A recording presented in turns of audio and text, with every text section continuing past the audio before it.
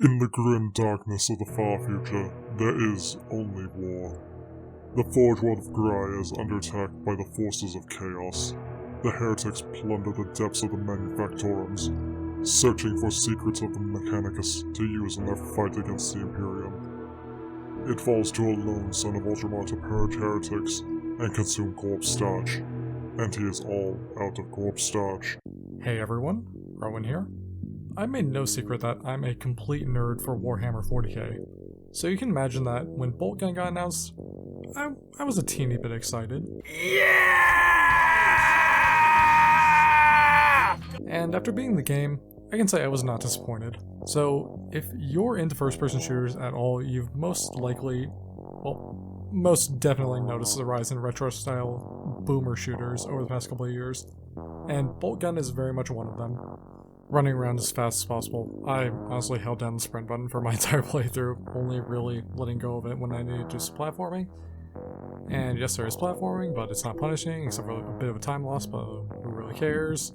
The combat is fantastic, but I want to save that for when I talk about the weapons. So all I'll say is, outside of the Space Marine video game from 2011, this is a game that has made me feel the most like a Space Marine. Fallout 4 came as close as possible for a Bethesda game, but it's missing, god that was a bad segue, the weapons. Oh boy, they make the happy brain chemicals. Almost everything feels perfect, at least on medium difficulty. Everything packs just the right amount of oomph and gives you a reason to use it. Starting with my least favorite, the chainsword. I'm mixed on how to feel about this. I mean, it feels great cutting through cultists like butter, mashing the button to destroy a demon or chaos space marine. My only issue is that it feels off.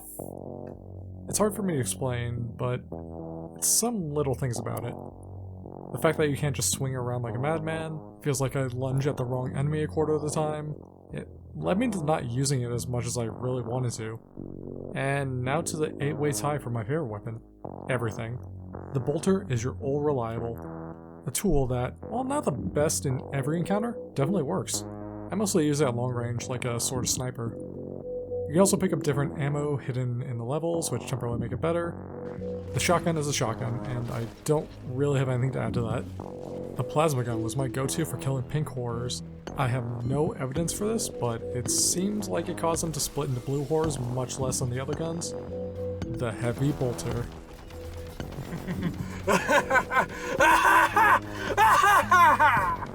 The Vengeance Launcher is your explosive weapon.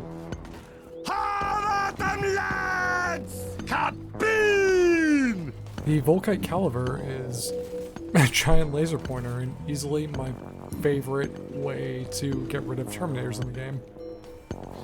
And Nurglings when I'm feeling lazy. The Meltagun goes through ammo like I go through bad jokes, but it can easily erase any heretic you pointed at. I almost thought it was the game's version of the BFG until the Grab Cannon. Easily the deadliest weapon you find. I honestly love how it was introduced. They wait until the last chapter, and it really made me appreciate it just that much more. There are also little upgrade tokens, about one per level from what I've seen, that upgrade the weapon that you're holding when you pick it up. Usually bumping it up by 1 in its damage class. The atmosphere of this game does a fantastic job matching the 40k universe. In my opinion, but take it with a grain of salt because I wasn't there, the art style does a fantastic job of matching the style of retro Warhammer, i.e. 2nd edition. I mean seriously, all complaints I have are immediately countered by the retro space cactus. One point of the game that really hit me was the third act in a sort of factory area. Suitably grimdark and industrial, and with just the right amount of cathedrals in the middle of the factory. Perfection. Not only are the visuals on point, but going back to the weapons, everything has just the right amount of power behind it. The bolter, to me at least, feels appropriately powerful, destroying weaker enemies in 1 to 2 shots. Heck, it just feels great to play. And the sound. Oh heck, the sound. The weapons sound like the powerful instruments of war they are. The demons of Nurgle are audibly disgusting in the best way possible. The Chaos Cultists and Marines sound just the right amount of evil. And the voice acting. Chef's kiss, 10 out of 10. I'm not normally one for taunting in games, but I overuse the taunt button just for more of Rahul Kohli's voice. I hope I said that right. Now, on the scale of 8-bit renditions of 80s thrash metal to falling in the background, I sadly had to say that Boltgun falls into the latter category.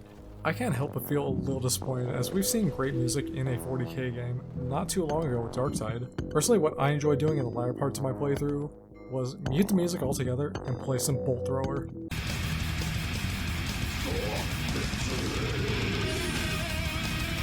Okay, enough of that before ear raid comes and breaks my kneecaps. Now, before I go full fanboy mode, I do want to bring up some issues I had with the game. I personally found the level layouts to be confusing at times. I've spent more time than I'm proud to admit running around the ladder levels unsure of where to go. Me and my incredibly smooth brain really would have appreciated a map screen. I played on an Xbox One controller and the select button was unmapped, so it could have easily been an access option. This next point could be argued to be in favor of giving the player a challenge, but I felt that some of the arenas were inappropriately sized. Some felt way too small for what they were, and some were just massive, like felt like I was running halfway across the world just to shoot someone. We're gonna cut that part out. I'm a little torn on the difficulty of the bosses. I mean, Sorcerer and the Great Unclean Ones are easy enough to deal with, but the Lord of Change. So in this part of the video, I was originally going to complain about the difficulty of the Lord of Change boss fight, but while gathering footage for some of the weapons, yeah, I did first try. I guess I had more knowledge of the arena and some of the mechanics, so yeah, it's easy once you know what you're doing. And this was on medium difficulty. I look forward to someone in the comments telling me that they beat the game on expert with only a chainsword while blindfolded. On to some less serious complaints. Hats off to the devs for making Nurglings just as annoying in-game as they are on the tabletop. I get that this is a sort of sequel to Space Marine, but can we please get a different chapter of Space Marine to play as? Totally not biased here, but Raven Guard game please. Alright, so bear with me while I fanboy for a second. I had a fantastic time playing Boltgun. I was over the moon the second I saw the Demons of Zeech, or Titsnitch if you're Major Kill. Again, the game has the 90 Space Cactus, so it's an immediate 10 out of 10. And Ambles too. Oh heck, yes, please, give me more of the non-faction Xenos. Inquisitor Cybele, your screen time was short, but it was amazing. And any game with the taunt button is just amazing at IMO. Thank you for bearing with me on that. I've been Rowan, and remember,